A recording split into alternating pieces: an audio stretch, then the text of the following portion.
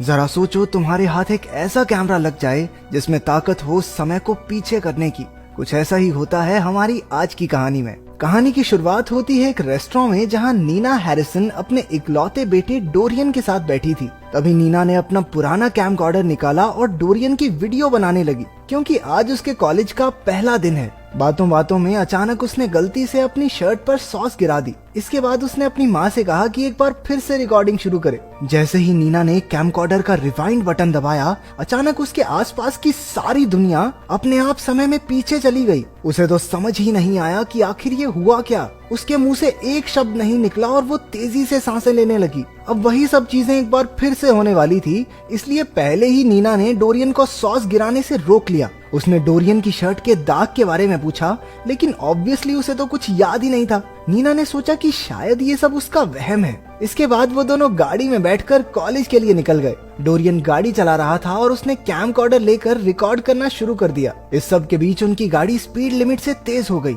बदकिस्मती से एक पुलिस कार ने उन्हें देख लिया और उनका पीछा करना शुरू कर दिया। नीना ने अपने बेटे से गाड़ी साइड में लगाने को कहा। पुलिस कार में से ऑफिसर लास्की निकला, जो उन दोनों के काले होने की वजह से उन्हें टॉन्ट करने लगा। इस बात से डोरियन काफी चिढ़ गया और उन दोनों में बहसबाजी शुरू हो गई, लेकिन उसकी माँ ने उसे किसी तरह शांत किया। पर वो ऑफिसर अब भी कुछ न कुछ अनशंट बोले ही जा रहा था। उसने देखा कि कैमकॉर्डर में रिकॉर्डिंग अब भी चल रही थी, इसलिए उसने गुस्से में नीना से रिकॉर्डिंग बंद करने को कहा। जब डोरियन ने कहा कि रिकॉर्डिंग करना कोई जुर्म थोड़ी है, तो ऑफिसर लास्की ने जबरदस्ती रिकॉर्डर छीनने की कोशिश की। इसी छीना झपटी में नीना ने गलती से रिवाइंड बटन दबा दिया और तभी समय पीछे चला गया और वो दोनों 5 मिनट पहले के टाइम में पहुंच गए। अभी ऑफिसर से उनका पाला नहीं पड़ा था। इस बार नीना बेहद थका हुआ महसूस कर रही थी, मानो टाइम में पीछे जाने में उसकी पूरी जान लग गई हो। उसकी हालत देखकर डोरियन ने एक बार फिर से उसी जगह साइड में गाड़ी लगा दी। वो अपनी माँ को शांत करने की कोशिश कर रहा था कि तभी ऑफिसर लास्की एक बार फिर उनके पास आ गया।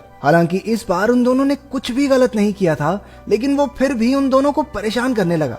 लास्की ने कहा कि उनकी कार का एक कोना अब भी सड़क से टच हो रहा है और ये भी एक जुर्म है। डोरियन ने उसे समझाने की बहुत कोशिश की, लेकिन वो तो मानो घर से मान के आया था कि इनका चालान तो काटना ही काटना है। डोरियन के उसकी बात ना मानने पर लास्की ने अपनी बंदूक निकाल ली। वो शूट करने ही वाला था, लेकिन खुशकिस्मती से नीना के हाथ में अब भी वो कैमकॉर्डर था। उसने रिवाइंड बटन दबा दिया और जैसे तैसे वो इस मुसीबत से बच गए। इस बार उसने काफी देर तक बटन दबाए रखा, जिस वजह से वो वापस रेस्टोरेंट में ही पहुंच गए। पता चलता है कि असल में लास्की तो उनके साथ पहले से ही रेस्टोरेंट में मौजूद था। वहीं से उसने उन दोनों पर नजर रखी हुई थी। वो काले लोगों से नफरत करता था, इसलिए बिना बात ही उन्हें सबक सिखाना चाहता था। नीना को एहसास हो गया कि उसके बेटे की जान खतरे में है, इसलिए वो बिना समय गवाए वहाँ से बाहर निकल गई। इस बार वो गाड़ी चला रही थी और उसने लंबा रास्ता पकड़ लिया। उसे लगा कि इस तरह वो उस पुलिस वाले से बच जाएंगे। उधर डोरियन को उसकी माँ की हरकतें कुछ अजीब लग रही थी, लेकिन नीना ने उसे कुछ नहीं बताया। कुछ देर बाद दोनों एक होटल में पहुंचे और बाहर का खाना ऑर्डर किया।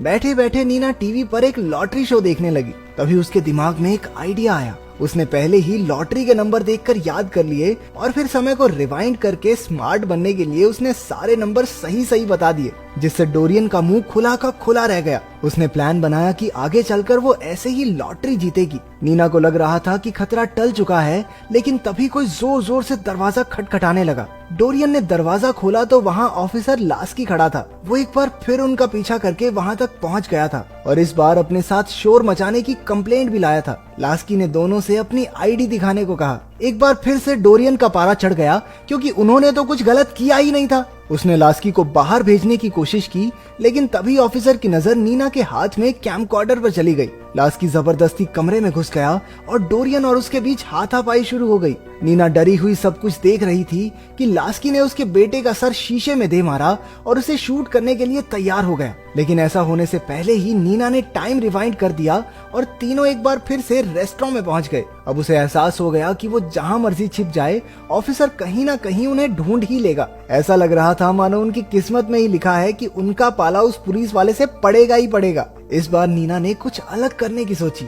वो उठकर लास्की के टेबल पर गई और उसका दिल जीतने की कोशिश की। उसने लास्की के लिए पेस्ट्री खरीदी और कहा कि आम लोगों की सुरक्षा के लिए पुलिस वाले कितनी मेहनत करते हैं और वो इस पेस्ट्री के जरिए उनका शुक्रिया अदा करना चाहती है। लास्की उसे थैंक्स कहकर जाने लगा, लेकिन नीना के बाहर निकलने से पहले ही ऑफिसर ने उसकी कार देखकर पूछा कि क्या उसने ये खुद खरीदी है। नीना ने बताया कि उसने जी तोड़ मेहनत करके ये कार खरीदी है, लेकिन लास्की ने उसे कार के पेपर दिखाने का ऑर्डर दिया। ये सुनते ही नीना गुस्से से भर गई और कहने लगी कि उसे किसी को पेपर दिखाने की जरूरत नहीं है। डोरियन ने अपनी माँ को शांत करने की कोशिश की, लेकिन वो कुछ सुनने को तैयार ही नहीं थी। अब कोई रास्ता नहीं था, इसलिए वो कार से अपना फोन लेने गया जिसमें पेपर्स की फोटो थी। लेकिन जैसे ही उसने फोन निकाला, लास्की को लगा कि ये गन है और इसलिए उसने एक ही सेकंड में गोली डोरियन की छाती के पार कर दी। डोरियन की मौके पर ही मौत हो गई। नीना के पैरों तले जमीन खिसक गई और उसके हाथ से कैमकॉर्डर नीचे गिर गया। इसके बाद नीना हॉस्पिटल में अपने बेटे की लाश लेने पहुंची। नीना ने हेड डॉक्टर से अपना कैमकॉर्डर मांगा जो उस वक्त उसके पास था। कुछ देर में उसे कैमकॉर्डर मिल गया। उसने रिवाइंड बटन दबाने से पहले मन्नत मांगी कि काश ये काम कर जाए, और हुआ भी ऐसा ही। एक बार फिर से टाइम रिवाइंड हो गया और कहानी रेस्टोरेंट से शुरू हुई। अपने बेटे को जिंदा देखकर नीना की आंखें भर आई और उसने जोर से डोरियन को गले लगा लिया। अब की बार उसने ऑफिसर लास्की के रेस्टोरेंट में आने से पहले ही वहां से निकलने का फैसला किया। लास्की उन्हें दरवाजे पर ही मिल गया, लेकिन उसने चुपचाप उन्हें जाने दिया। इसके बाद नीना ने गाड़ी को एक पुराने घर के बाहर पार्क किया और आखिरकार अपने बेटे को सब सच बता दिया। उसने बताया कि कैमकॉर्डर में कुछ ऐसी जादुई शक्तियां हैं जिसके जरिए वो समय को पीछे रिवाइंड कर सकते हैं। उसने ऑफिसर लास्की के बारे में भी बताया कि कैसे वो उनके पीछे पड़ा हुआ है। नीना ने कहा कि उन्हें हर हाल में इस लूप को तोड़ने का रास्ता ढूंढना होगा। डोरियन जानता था कि उसकी माँ झूठ नहीं बोल सकती, इसलिए उसने कुछ सोचकर कहा कि उन्हें मेन रास्ते से हटकर उसके मामा के घर चलना चाहिए। कुछ देर बाद वो एक मोहल्ले में पहुंचे जहां नीना का बचपन गुजरा था। तब नीना ने बताया कि उसके बड़े भाइयों को पुलिस ने बड़ी बेरहमी से गोली मार दी थी और तब से उसके दिल में गहरा सदमा लगा है। जल्द ही वहाँ डोरियन का मामा नील आ गया। नीना और नील के बीच रिश्ते कुछ ठीक नहीं थे, क्योंकि उनके पिता की मौत के समय नीना उन्हें एक आखिरी बार देखने तक नहीं आई और इसीलिए नील आज तक उससे गुस्सा था। वो माँ बेटे को घर के अंदर ले आया। तब नीना ने उसे कैमकॉर्डर की सारी कहानी बताई और ऑफिसर से बचने के लिए अपने भाई से मदद मांगी। उसने नील को विश्वास दिलाने की पूरी कोशिश की कि वो झूठ नहीं बोल रही। उस समय हमें पता चला कि असल में ये कैमकॉर्डर उनके पिता का हुआ करता था। नील को भी याद आया कि उनके पिता अक्सर इस तरह के जादू की कहानियां सुनाया करते थे। शायद उन्होंने भी मुश्किल समय से बचने के लिए कैमकॉर्डर का इस्तेमाल किया होगा। कुछ और बातें करने के बाद भाई बहन ने अपने बीच का गुस्सा भुला दिया और एक दूसरे को गले लगाया। उस रात उन तीनों ने बैठकर इस मुसीबत से बचने की तरकीब सोची। नील ने कहा कि उन्हें डोरियन को कॉलेज ले जाना चाहिए, क्योंकि वहां से उन्हें मदद मिल सकती है।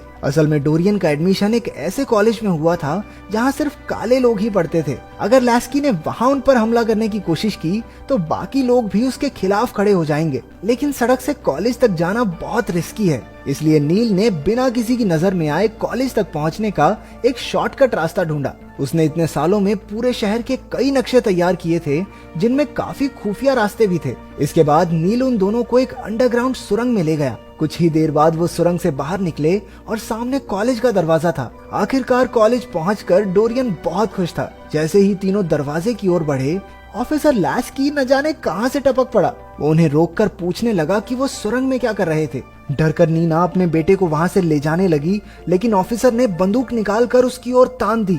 तभी नील उनके बीच आ गया और ऑफिसर से कहा, अगर दम है तो अब शूट करके दिखा। उसी वक्त कुछ और पुलिस वाले अपनी बंदूकें लेकर वहां पहुंच गए। अब नीना लास्की के अत्याचारों से तंग आ चुकी थी। उसने अपना कैमकॉर्डर उठाया और उनकी वीडियो बनाने लगी। डोरियन ने अपनी माँ से कहा कि रिवाइंड बटन दबाकर सब कुछ एक बार फिर से शुरू कर दे, लेकिन अब बहुत हो चुका था। बल्कि अब नीना ने कैमकॉर्डर लॉक कर दिया। अब वापस जाने का कोई रास्ता नहीं था। उसकी हिम्मत और साहस देखकर बाकी स्टूडेंट्स भी अपना फोन निकालकर ऑफिसर की बदतमीजी की रिकॉर्डिंग करने लगे। ये देखते ही लास्की की तो हंसी छूट गई, लेकिन तभी नीना उसे ताने देने लगी कि कैसे वो अपनी ताकत का इस्तेमाल करके सिर्फ लोगों के काले रंग की वजह से उन्हें हरास करता है, परेशान करता है। उसे अपनी नफरत के सिवा कुछ दिखाई नहीं देता, तो वो लोगों के लिए क्या काम करेगा। उसकी बातों से बाकी पुलिस वाले भी शर्मिंदा होकर पीछे हट गए, लेकिन लास्की अब भी नीना को सबक सिखाने पर तुला हुआ था। उसने गोली मारकर सब कुछ खत्म करने की सोची, लेकिन जब उसकी नजर आसपास के सभी स्टूडेंट्स